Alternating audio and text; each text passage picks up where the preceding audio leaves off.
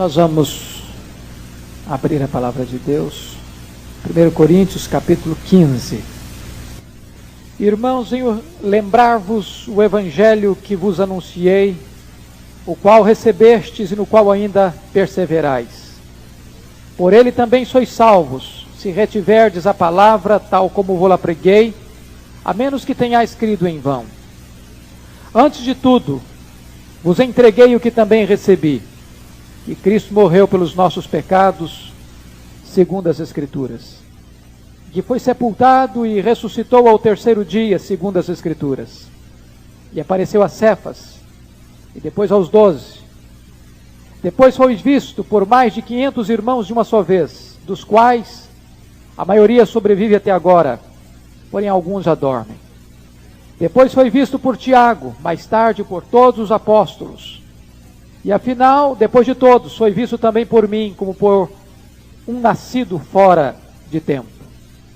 Porque eu sou o menor dos apóstolos, que mesmo não sou digno de ser chamado apóstolo, pois persegui a igreja de Deus. Mas pela graça de Deus, sou o que sou.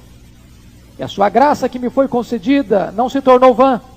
Antes trabalhei muito mais do que todos eles. Todavia não eu, mas a graça de Deus comigo. Portanto, seja eu ou sejam eles, assim pregamos e assim crestes. Ora, se a corrente pregar-se que Cristo ressuscitou dentre os mortos, como pois afirmam alguns dentre vós que não há ressurreição de mortos? E se não há ressurreição de mortos, então Cristo não ressuscitou. E se Cristo não ressuscitou, é vã a nossa pregação e vã a vossa fé. E somos tidos por falsas testemunhas de Deus, porque temos asseverado contra Deus que Ele ressuscitou a Cristo, ao qual Ele não ressuscitou, se é certo que os mortos não ressuscitam. Porque se os mortos não ressuscitam, também Cristo não ressuscitou. E se Cristo não ressuscitou, é vã a vossa fé, e ainda permaneceis nos vossos pecados. E ainda mais, os que dormiram em Cristo pereceram. Se a nossa esperança em Cristo se limita apenas a esta vida, somos os mais infelizes de todos os homens. Mas, de fato, Cristo ressuscitou dentre os mortos, sendo Ele as primícias dos que dormem. Visto que a morte veio por um homem, também por um homem veio a ressurreição dos mortos. Porque assim como em Adão todos morrem, assim também todos serão vivificados em Cristo. Cada um por sua própria ordem, Cristo as primícias, depois os que são de Cristo na sua vinda. E então virá o fim, quando Ele entregar o reino ao Deus e Pai, quando houver destruído todo o principado, bem como toda a potestade e poder. Porque convém que Ele reine até que haja posto todos os inimigos debaixo dos seus pés. O último inimigo a ser destruído é a morte. Porque todas as coisas sujeitou debaixo dos pés. E quando diz que todas as coisas lhe estão sujeitas, certamente exclui aquele que tudo lhe subordinou. Quando, porém, todas as coisas lhe estiverem sujeitas, então o próprio Filho também se sujeitará àquele que todas as coisas lhe sujeitou, para que Deus seja tudo em todos. De outra maneira, que farão os que se batizam por causa dos mortos? Se absolutamente os mortos não ressuscitam, por que batizam por causa deles? E por que também nós nos expomos a perigo a toda hora? Dia após dia morro. Eu protesto, irmãos, pela glória que tenho em vós outros, em Cristo Jesus nosso Senhor. Se como homem lutei em Éfeso com feras, que me aproveita isso? Se os mortos não ressuscitam, comamos e bebamos, porque amanhã morreremos. Não vos enganeis, as más conversações corrompem os bons costumes. Tornai-vos à sobriedade como é justo, e não pequeis, porque alguns ainda não têm conhecimento de Deus. Isto digo para vergonha vossa. Mas alguém dirá: como ressuscitam os mortos? E em que corpo vêm? Insensato! O que semeias não nasce, se primeiro não morrer. E quando semeias, não semeias o corpo que há de ser, mas o simples grão, como de trigo ou de qualquer outra semente. Mas Deus lhe dá corpo como lhe aprouve dar, e a cada uma das sementes, o seu corpo apropriado. Nem toda a carne é a mesma, porém uma carne dos homens, outra dos animais, outra das aves, e outra dos peixes. Também há corpos celestiais e corpos terrestres. E sem dúvida, Uma é a glória dos celestiais e outra dos terrestres.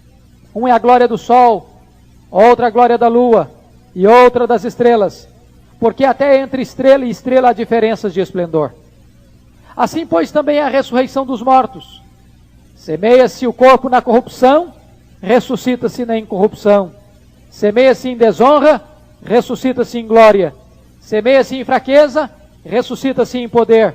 Semeia-se corpo natural, ressuscita corpo espiritual. Se há corpo natural, há também corpo espiritual. Pois assim está escrito: o primeiro homem, Adão, foi feito alma vivente. O último Adão, porém, é espírito vivificante. Mas não é primeiro o espiritual, e sim o natural, depois o espiritual. O primeiro homem formado da terra é terreno, o segundo homem é do céu. Como foi o primeiro homem, o terreno, tais são também os demais homens terrenos. E como é o homem celestial, tais também os celestiais. E assim como trouxemos a imagem do que é terreno, devemos trazer também a imagem do celestial. Isto afirma, irmãos, que a carne e o sangue não poderão herdar o reino de Deus, nem a corrupção herdar a incorrupção. Eis que vos digo um mistério: nem todos dormiremos, mas transformados seremos todos, num momento, num abrir e fechar de olhos, ao ressoar da última trombeta. A trombeta soará, os mortos ressuscitarão incorruptíveis, e nós seremos transformados. Porque é necessário que este corpo corruptível se revista da incorruptibilidade, e o que é mortal se revista da imortalidade. E quando este corpo corruptível se revestir da incorruptibilidade, e o que é mortal se revestir da imortalidade, então se cumprirá a palavra que está escrita: tragada foi a morte pela vitória. Onde está, ó morte, a tua vitória? Onde está, ó morte, o teu aguilhão? O aguilhão da morte é o pecado, e a força do pecado é a lei. Graças a Deus, que nos dá a vitória por intermédio de nosso Senhor Jesus Cristo. Portanto, meus amados irmãos, sede firmes, inabaláveis e sempre abundantes na obra do Senhor, sabendo que no Senhor o vosso trabalho não é vão. Amém. Nós vamos meditar, queridos, sobre o tema a suprema importância da ressurreição de Jesus Cristo. É um fato inequívoco. A ressurreição de Cristo é o maior milagre da história, ou é o maior embuste da história? Ou Cristo venceu a morte, ou nós somos um grupo de gente enganada. Ou Jesus saiu do túmulo, ou então um engano tem transformado o mundo. Com a ressurreição de Cristo, o cristianismo se mantém de pé ou cai, se ela não é verdade, se a ressurreição não é um fato. Isto porque a cruz, que é a essência do Evangelho, e Paulo diz isso nesta carta: eu nada decidi saber entre vocês, ou a pregar entre vocês, a não ser Jesus Cristo e este crucificado. A cruz de Cristo, sem a ressurreição, é um símbolo de derrota e fracasso. Se Cristo não tivesse ressuscitado, Ele não poderia ser Salvador. Ele não poderia ser Redentor. Se Cristo não tivesse ressuscitado, Ele seria o maior embusteiro da história. Este capítulo, portanto, ele é extremamente importante para a história da humanidade. Em nenhum outro lugar na Bíblia essa doutrina é tratada de maneira tão séria, tão profunda, tão exaustiva e tão completa. E o apóstolo Paulo, neste capítulo, vai mostrar 3 elementos fundamentais do cristianismo. São as 3 verdades, como que os 3 pilares da fé cristã, que vocês podem ver nos versículos 3 e 4. Primeiro, Cristo morreu pelos nossos pecados. Segundo, Cristo foi sepultado. Por que a Bíblia faz questão de registrar que Ele foi sepultado? Porque o sepultamento de Cristo é a prova incontestável de que Ele morreu. Terceiro, Cristo ressuscitou dentre os mortos, como diz as Escrituras. Paulo começa esse capítulo mostrando a essência do Evangelho. E por que Paulo começa falando sobre isso? Porque ele está escrevendo para a igreja de Corinto, para uma igreja de origem grega, para uma igreja que está substituindo a sua teologia cristã pela filosofia humanista. E a filosofia grega acreditava na imortalidade da alma, mas não acreditava na ressurreição do corpo.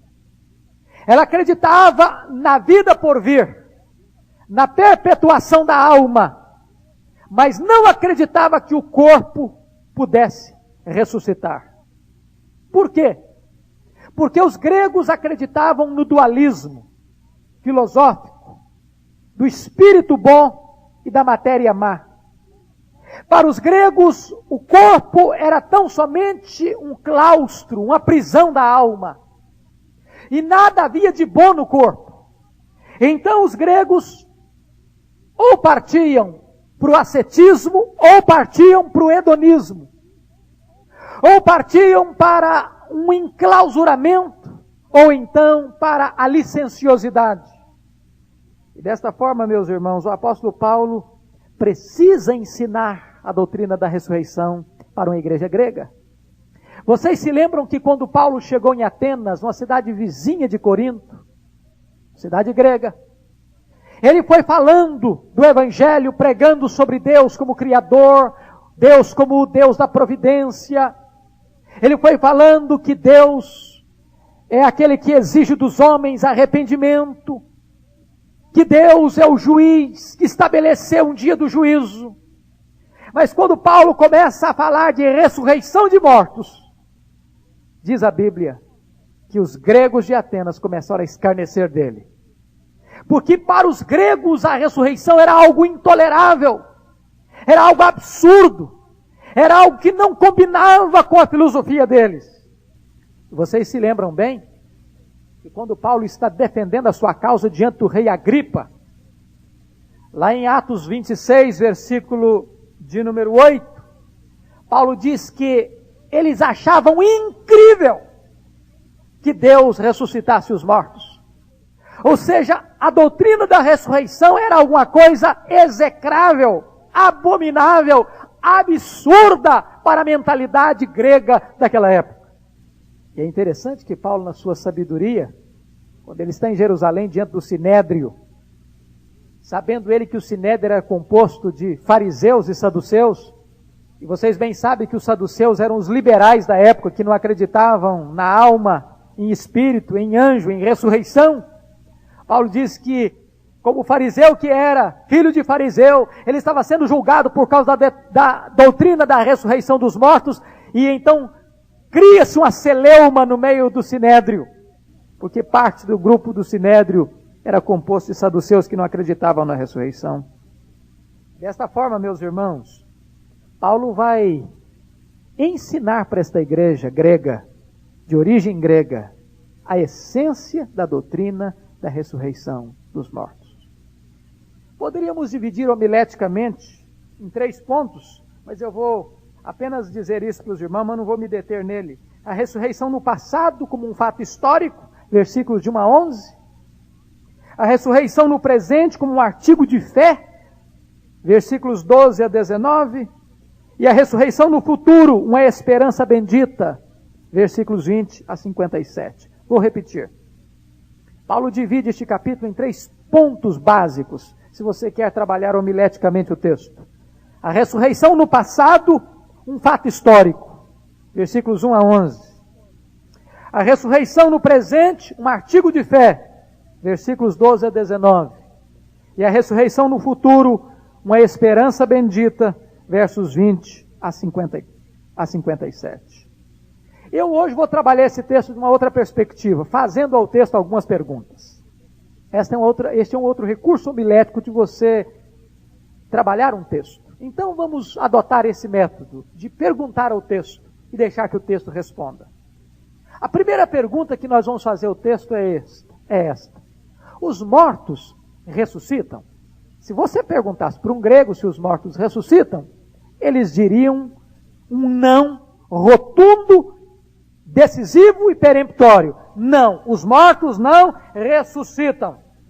Mas Paulo vai dizer que os mortos ressuscitam. E ele vai dar 3 provas de que os mortos ressuscitam. Primeiro, versículos 1 e 2 aí, a salvação dos coríntios. Um salvador morto não podia salvar ninguém. Se Cristo não ressuscitou, não tem nenhuma possibilidade de existir uma pessoa salva, porque um redentor morto não é capaz de salvar alguém. Segundo argumento de Paulo, as Escrituras do Velho Testamento, versículos 3 e 4. Jesus ressuscitou conforme diz as Escrituras. A ressurreição de Cristo não foi alguma coisa que aconteceu de surpresa, mas foi um acontecimento histórico, vaticinado, profetizado pelo próprio Deus. Terceiro argumento é que Cristo foi visto por várias testemunhas, versículos 5 a 11. E você vai ver aí dois argumentos interessantes. Primeiro, a ressurreição como um testemunho histórico. Foi visto por Pedro, foi visto por Tiago, foi visto pelos 12, foi visto por mais de 500 irmãos de uma só vez, e muitos deles estavam vivos. Se Paulo estivesse falando uma inverdade, ele obviamente seria questionado, seria reprovado, cairia no ridículo, porque muitos desses 500 irmãos ainda viviam nesta época que ele escreveu essa carta. E depois Paulo disse: Cristo foi visto ressurreto também por mim, o último dos apóstolos, aquele que é nascido fora do tempo. Então isso nós denominaríamos de provas históricas. A ressurreição não é um fato científico, porque fato científico é aquele que você pode levar para um laboratório e reproduzi-lo quantas vezes você quiser. A ressurreição é uma prova judicial. Não tem como repetir essa prova. Mas ela tem evidências incontestáveis. É por isso que Lucas, escrevendo o livro de Atos, o Evangelho de Lucas, ele diz que escreveu sobre a ressurreição, e depois deu o livro de Atos, trazendo provas incontestáveis. Mas as provas da ressurreição de Cristo não são apenas provas históricas, elas são provas também morais, emocionais e existenciais. Poderíamos dizer isso através da transformação da vida dos discípulos. Aqueles homens estavam trancados, com medo, acovardados, intimidados. Agora esses homens se tornam audaciosos, ousados, intrépidos, corajosos, por causa do impacto da ressurreição de Cristo na vida deles e por causa do derramamento do Espírito Santo, fruto da ressurreição de Jesus Cristo. Então esta é a primeira pergunta que fazemos ao texto. Os mortos ressuscitam? Claro que ressuscitam, e a ressurreição de Jesus Cristo está aí para provar este fato. A segunda pergunta que queríamos fazer ao texto: é possível crer na ressurreição de Cristo e negar a ressurreição dos mortos? Preste atenção na pergunta. É possível você desvincular a ressurreição de Cristo da ressurreição dos mortos? É possível crer na ressurreição de Cristo sem crer na ressurreição dos mortos? Essa é a pergunta que Paulo faz e que ele precisa responder. Por que ele faz essa pergunta? Porque na igreja de Corinto, as pessoas estavam defendendo a tese de que Cristo tinha ressuscitado, mas negando a possibilidade da ressurreição dos mortos. E toda a argumentação de Paulo é que se não há ressurreição de mortos, então Cristo não ressuscitou. Olha aí o versículo 13. E se não há ressurreição de mortos, então Cristo não ressuscitou. Paulo vai trabalhar com a lógica agora. Se os mortos não ressuscitam, então Cristo não ressuscitou. E se Cristo não ressuscitou, isso faz dele um mentiroso, isso faz dos apóstolos enganadores, isso faz da Bíblia uma fábula, isso faz da salvação uma farsa. E Paulo usa uma lógica irresistível neste capítulo, mostrando o seguinte: negar a ressurreição de Cristo é despir a mensagem de 7 pontos essenciais. Vamos ver. Primeiro ponto. Versículo 13. Se os mortos não ressuscitam, diz Paulo, então Cristo não ressuscitou. Versículo 13. E lá no versículo 16 está repetida a mesma coisa. Porque se os mortos não ressuscitam, também Cristo não ressuscitou. Ora, se Cristo não ressuscitou, nós estamos seguindo um Cristo morto e impotente. Esta é a lógica de Paulo. Segundo argumento dele, se Cristo não ressuscitou, versículo 14, é vã a nossa pregação. Paulo está dizendo, então nós não temos evangelho para pregar. Então alguém subir ao púlpito é perca de tempo. Então alguém vir à igreja para ouvir um sermão está perdendo o seu tempo. Porque se Cristo não ressuscitou, a prédica evangélica, a pregação evangélica é despida, é vazia de sentido, de conteúdo e de qualquer proveito.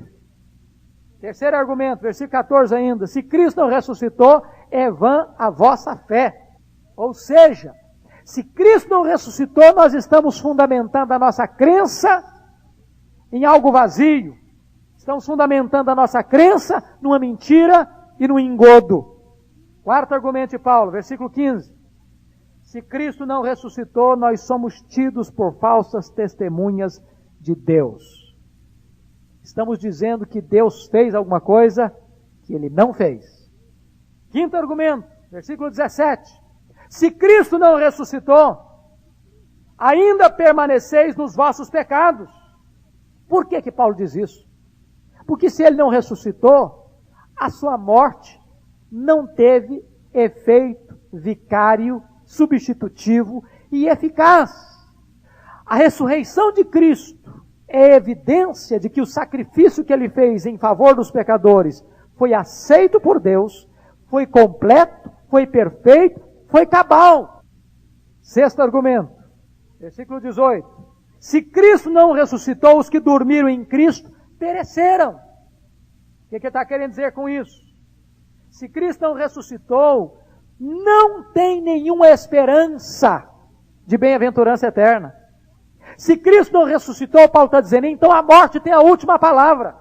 E ele usa o argumento no versículo 19 para fechar. Se Cristo não ressuscitou, nós somos os mais infelizes de todos os homens.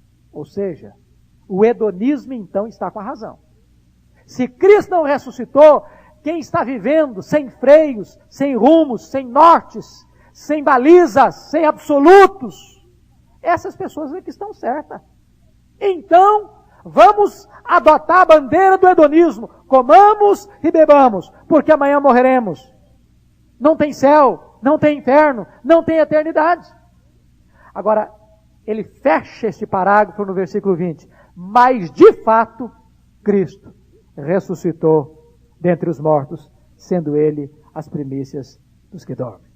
Esta é a segunda pergunta que ele faz. É possível crer na ressurreição de Cristo sem crer na ressurreição dos mortos? A resposta de Paulo, absolutamente não. Não é possível crer numa verdade sem crer na outra. A ressurreição de Cristo é a garantia da nossa ressurreição. Porque Cristo ressuscitou, nós também ressuscitaremos. Vamos à terceira pergunta ao texto. Como os mortos ressuscitam? Essa foi uma pergunta levantada nos versos 35 a 50. E Paulo vai responder esta pergunta levantando três figuras para ilustrar. A figura da semente, a figura da carne e a figura dos corpos celestes. Vejam bem que Paulo, como alguém que quer ensinar de maneira prática, de maneira em que as pessoas tenham na sua mente alguma coisa para mentalizar, para fixar, ele não responde essas perguntas de maneira abstrata.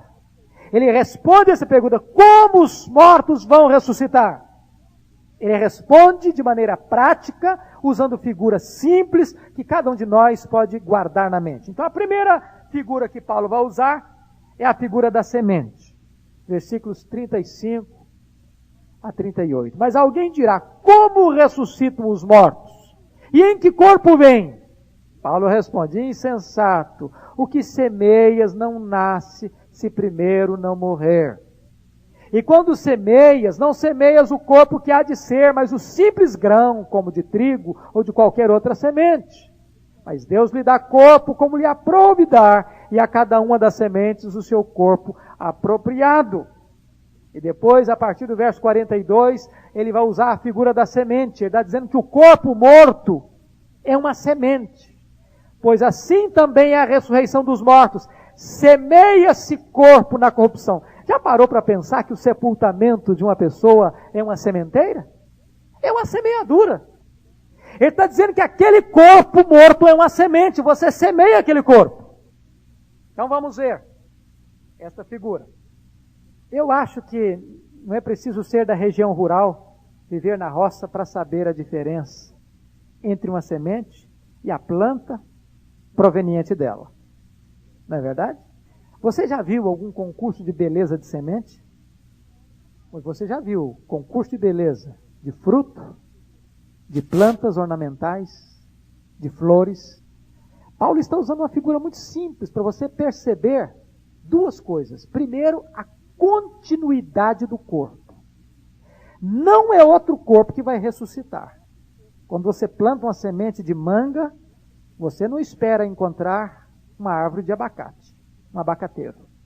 Vai nascer uma mangueira. Se você semeia trigo, você não espera colher milho. Você vai colher trigo. Agora, ao mesmo tempo que há uma continuidade, o corpo ressurreto não é o mesmo, com as mesmas características do corpo que foi semeado. Ele é infinitamente superior.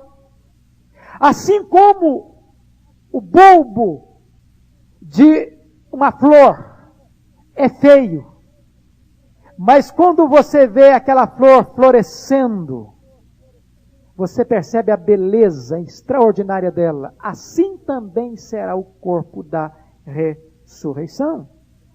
E aí Paulo vai usar 4 figuras interessantes a partir do verso 42. Semeia-se corpo corruptível, ressuscita-se corpo incorruptível.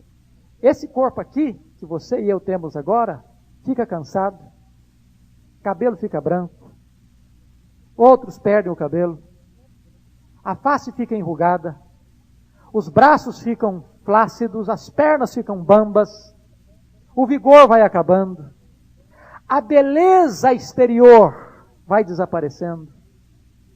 Ele é um corpo sujeito à fraqueza, à corrupção do tempo. Agora Paulo diz que esse corpo que vai ressuscitar não sofrerá doença, nem fome, nem sede, nem cansaço. Ele vai ressurgir um corpo incorruptível. Às vezes você vai, por exemplo, visitar um leprosário, você vê quanto estrago se provoca, se produz num corpo humano. Ou às vezes uma pessoa que nasce com defeito físico, com o corpo todo retorcido. Mas o apóstolo Paulo diz que esse corpo que vai ressuscitar é um corpo glorioso. E Paulo usa algumas figuras muito fortes. Lá em Daniel, capítulo 12, diz que esse corpo vai brilhar como o sol no firmamento. Se você quiser uma maquetezinha do como vai ser o corpo da ressurreição, olhe para o Monte da Transfiguração. Você vai ver Jesus se transfigurando, aparecendo ali Moisés e Elias. E diz a Bíblia que o rosto de Jesus brilhava como o sol. As vestes de Jesus eram tão alvas e brancas que nenhum lavandeiro da terra podia alvejar. A glória da ressurreição. Terceiro argumento, versículo 43. Semeia esse corpo em fraqueza, ressuscita esse corpo de poder. Eu não sei se você percebeu, quando Jesus ressuscitou, ele entrava numa porta, numa sala fechada, sem abrir a porta. Ele saía daqui e aparecia num lugar longínquo, num estalar de dedos. O corpo da ressurreição não vai mais estar limitado às leis da natureza, a que o nosso corpo agora está sujeito. A Bíblia diz que nós vamos ter um corpo semelhante ao corpo da glória de Jesus Cristo. Será um corpo poderoso. O último argumento de Paulo, versículo 44. Semeia-se corpo natural, ressuscita-se corpo espiritual. Vamos entender isso. Corpo espiritual não significa corpo etéreo. O corpo de Jesus, o corpo da ressurreição, embora espiritual, era tangível. Alguém podia pegar nele. E podia mostrar as suas mãos com as marcas. Pode tocar aqui.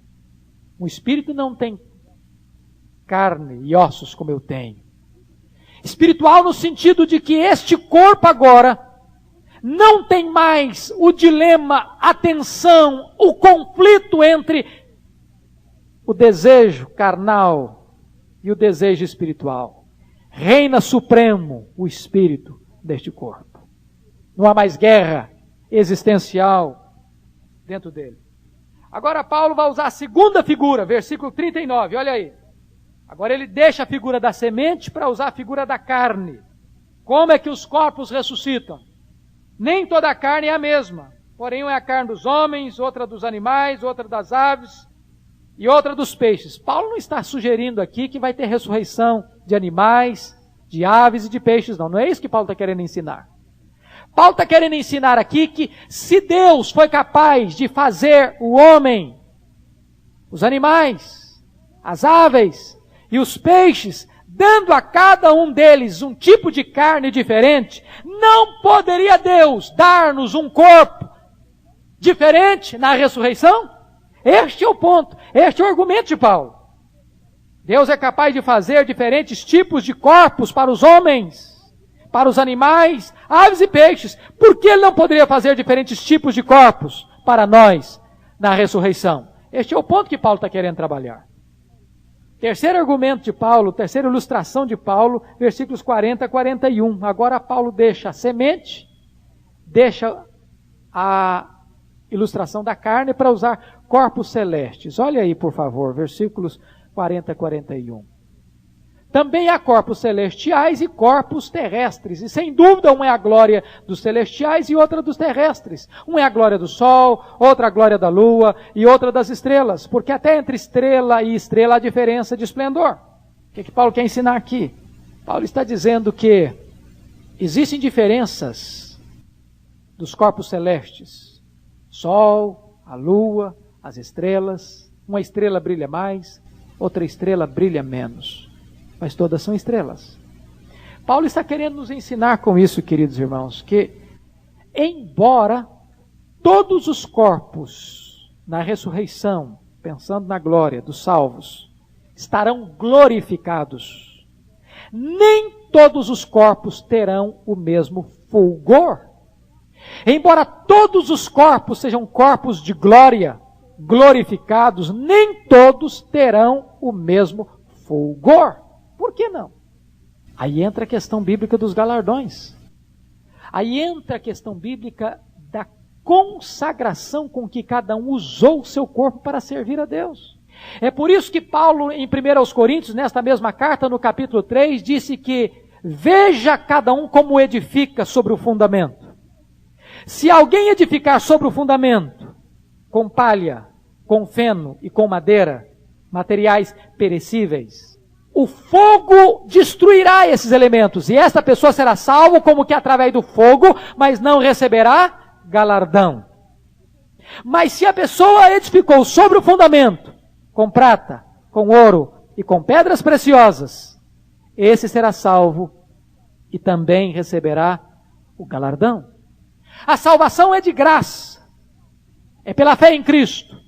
Mas depois que você crê em Jesus, você pode se dedicar à obra de Deus. E isso significa que a Bíblia diz que até um copo de água que você der para alguém não ficará sem recompensa, sem galardão. É por isso que Daniel capítulo 12 diz que aqueles que a muitos conduzirem à justiça, seus corpos brilharão como o sol no firmamento. Se nós cremos de fato na ressurreição do corpo, nós vamos usar o nosso corpo para glorificar a Deus. Vamos a uma outra pergunta. A quarta pergunta que gostaria de fazer ao texto. Que implicações tem a ressurreição dos mortos? Que implicação que tem essa doutrina para nós? E Paulo vai usar 4 argumentos interessantes aqui. Versículo 29. Primeiro argumento, Paulo vai usar uma coisa que é difícil de interpretar e tem muita gente que tem muita dificuldade em entender o que Paulo está colocando aqui. No versículo 29. De outra maneira, que farão os que se batizam por causa dos mortos? Se absolutamente os mortos não ressuscitam, por que se batizam por causa deles? Preste atenção, que Paulo não está defendendo a teologia de alguém batizar em favor dos mortos, não. Paulo está citando uma prática, um rescaldo herético que ainda existia na igreja de Corinto. Mas ele não está avalizando esta prática teológica que existia na igreja de Corinto, de pessoas se batizarem em favor de alguma pessoa querida delas que já havia morrido. O que Paulo pega é simplesmente o gancho de uma prática, embora herética, mas que estava existindo lá no meio deles, para dizer o seguinte: se vocês não creem em ressurreição de mortos, por que vocês praticam isso? Batizar em favor de alguém que já morreu. A prática era herética por 3 razões. Primeiro, porque a salvação é uma questão pessoal. Ninguém pode ajudar uma outra pessoa a ser salvo. Assim, olha, eu vou me batizar em sua função, em intenção de você, como hoje existem missas rezadas em favor de uma pessoa que já morreu. Isso não adianta nada, porque salvação é uma questão puramente pessoal. Segundo fator, que essa prática era herética. Nada se pode fazer por uma pessoa que já morreu. Ao homem está ordenado morrer uma só vez, vindo depois disso o juízo. Terceira razão porque essa prática era herética. O batismo não é condição absoluta para a salvação. Eles pensavam nisso. Se não for batizado, então a pessoa está perdida. Batismo não é sine qua non para alguém ser salvo. O ladrão da cruz não foi batizado. E Jesus disse que ele estaria com ele no paraíso. Então, que implicação tem isso? Paulo pega esse gancho para dizer o seguinte: a crença na ressurreição tem implicação profunda para nós na questão do evangelismo. Nós deveríamos, irmãos, ter muito mais paixão pela obra evangelística por crermos na doutrina da ressurreição. Se no dia final uns vão ressuscitar para a ressurreição da vida e outros vão ressuscitar para a ressurreição do juízo, se nós cremos nisso, que os homens irão para a bem-aventurança eterna ou para a condenação eterna, se nós cremos que a morte não é o fim de todas as coisas, e a doutrina que tem sido pregada hoje de maneira tão intensa na grande vitória, de que há aniquilamento dos ímpios, que a morte é o fim, que a morte acaba com tudo, que não vai existir inferno, que não vai existir penalidades eternas, isso é uma grave heresia.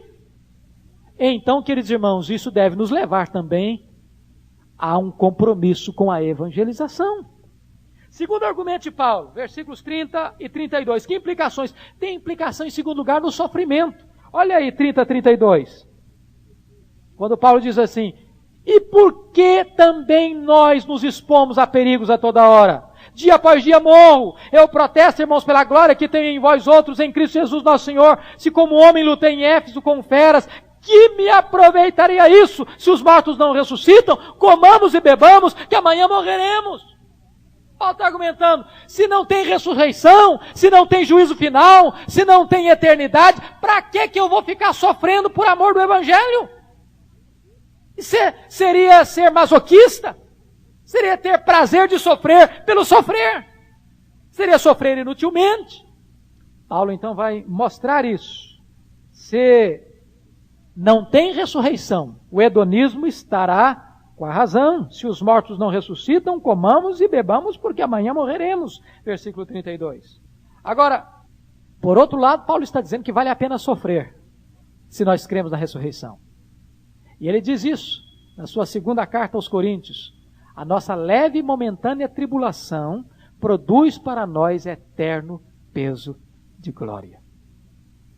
Os sofrimentos do tempo presente não são para comparar com as glórias por vir a serem reveladas em nós.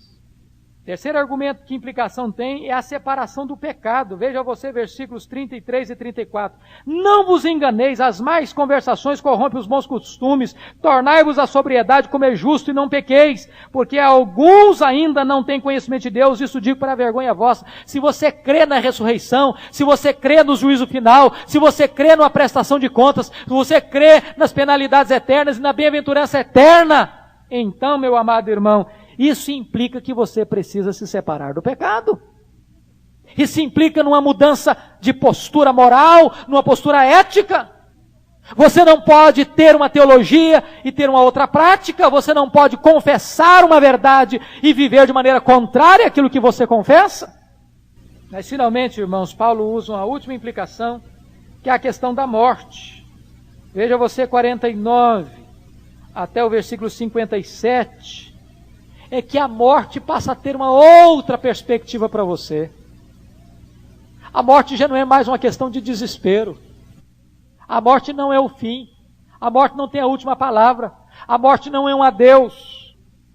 Ele diz aí no versículo de número 51, eis que vos digo um mistério, nem todos dormiremos, mas transformados seremos todos, no momento, no abrir e fechar de olhos, ao ressoar da última trombeta, a trombeta soará, os mortos ressuscitarão incorruptíveis e nós seremos transformados. Então há esperança. Então você olha para a morte com outros olhos, não com desespero.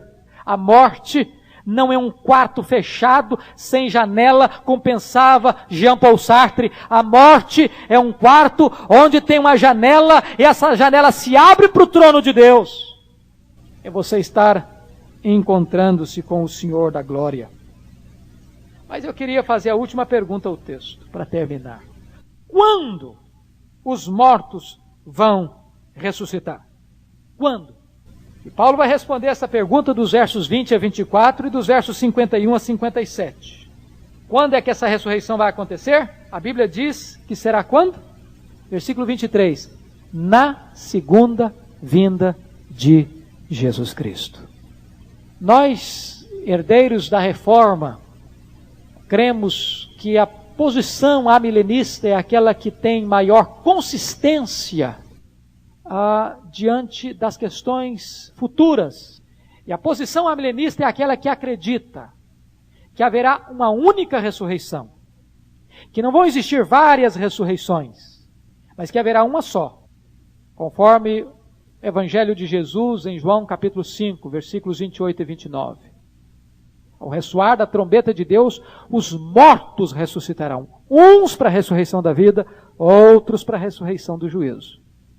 Esse texto especificamente está falando da ressurreição dos crentes. Por isso ele fala que a ressurreição de Cristo foi as primícias dos que dormem. Mas quando Cristo voltar, os mortos ressuscitarão. E ele diz que a ressurreição de Cristo é primícia no sentido de que é a garantia de que todos que estão em Cristo receberão também um corpo de glória semelhante a Jesus. Os mortos em Cristo são bem-aventurados. E eu gosto muito disso, queridos, porque nós temos 3 razões, pelo menos aqui, para dizer por que uma pessoa que morre em Cristo é bem-aventurada. Primeiro, porque aquele que morre em Cristo, o corpo dele, que está numa faina afadigada, um trabalho estafante, esse corpo vai descansar. É por isso que a Bíblia chama a morte de um sono. Preste atenção que não é sono da alma. A doutrina, essa doutrina chamada sono da alma é herética. A alma não dorme, não. Quem dorme é o corpo. Então, enquanto o corpo dorme, a alma entra imediatamente na glória. Segundo aspecto, por que aquele que morre é bem-aventurado? Porque a Bíblia diz que quando Jesus voltar, aquela alma ou aquele espírito que está na glória com Jesus, voltará com ele entre as nuvens. Você já imaginou como é que vai ser esse cortejo? Jesus no esplendor da sua glória, a trombeta de Deus ressoando, a trombeta do arcanjo repicando nas alturas, os coros angelicais cobrindo os céus, e todos os remidos, desde Abel, o primeiro homem crente a morrer na história, até o último que morreu em Cristo, todos eles viram em glória com Jesus, neste grande e extraordinário cortejo. E o que vai acontecer? Ainda nas alturas, diz a Bíblia que os mortos em Cristo ressuscitarão primeiro. E os apressados, na interpretação de está vendo aí, que vai ter 2 ressurreições, ressuscitarão primeiro, então vai ter uma segunda ressurreição. Só que preciso continuar lendo o texto de Tessalonicenses. Os mortos em Cristo ressuscitarão primeiro, depois nós, os que estivermos vivos. Então não é ressurreição primeiro em relação a outros mortos, é ressurreição primeiro em relação aos vivos. Então os mortos em Cristo ressuscitarão primeiro em relação aos vivos, e olha que encontro glorioso. Um corpo agora de glória se une àquele Espírito que está com Cristo nas nuvens e se funde nas nuvens ainda. Corpo glorificado, Espírito glorificado, e assim, diz Paulo, estaremos para sempre com o Senhor. Veja você, no versículo 52, que a ressurreição será um evento repentino, diz Paulo, num momento. No abrir e fechar de olhos. Essa palavra momento aí é muito interessante, porque é a palavra grega átomo. De onde vem a nossa palavra portuguesa átomo, que até bem pouco tempo era um elemento indivisível. Mas para vocês perceberem o quão rápido será a ressurreição, essa palavra átomo era empregada de 3 maneiras diferentes. Era empregada para o faiscar de uma estrela, era empregada para o dardejar da cauda de um peixe, era empregada para o piscar da sua pálpebra. Você nem percebe que piscou seus olhos. Vai ser dessa forma, no momento, num átomo de tempo. Os mortos em Cristo ressuscitarão e nós, os que estivermos vivos, seremos transformados e assim estaremos para sempre com o Senhor. E Paulo não pode terminar este capítulo maravilhoso a não ser dando o seu brado de vitória. Como que olhando para a morte, o último inimigo a ser vencido, e olhando para ela com toda a garra de um vencedor e fazendo uma pergunta: onde está a morte, a tua vitória? Onde está a morte, o teu aguilhão? Como alguém que lutou contra uma fera, e depois de vencer esta fera, e esmagar esta fera, olhar e diz: onde está a tua vitória? Onde está o teu aguilhão? Tragada foi a morte pela vitória. Graças a Deus que nos dá a vitória por intermédio de nosso Senhor Jesus Cristo. Eu queria terminar dizendo 4 coisas sintéticas. Primeiro, a ressurreição de Cristo é a doutrina central da fé cristã. Segundo, a ressurreição de Cristo é a garantia de que sua obra expiatória em nosso favor foi plenamente eficaz e aceita pelo Pai. Terceiro, a ressurreição de Cristo nos prova que a morte não tem a última palavra. O aguilhão da morte foi tirado. A morte morreu. A morte foi vencida. A morte que hoje arranca de nós lágrimas, gemidos e dor, já foi vencida por Jesus. E diz a Bíblia que a morte será lançada no lago de fogo. Quarto e último lugar, a ressurreição de Cristo nos mostra que a vida não é um simples viver e a morte não é um simples morrer. E Paulo termina dizendo o seguinte: se Cristo ressuscitou, e Ele ressuscitou, se nós vamos ressuscitar e nós vamos ressuscitar, então, irmãos, vamos trabalhar para Deus, porque a nossa obra do Senhor não é em vão. Que Deus nos ajude a viver e a agir de maneira coerente com a fé que temos da ressurreição dos mortos. Que seja assim para a glória de Deus. Amém.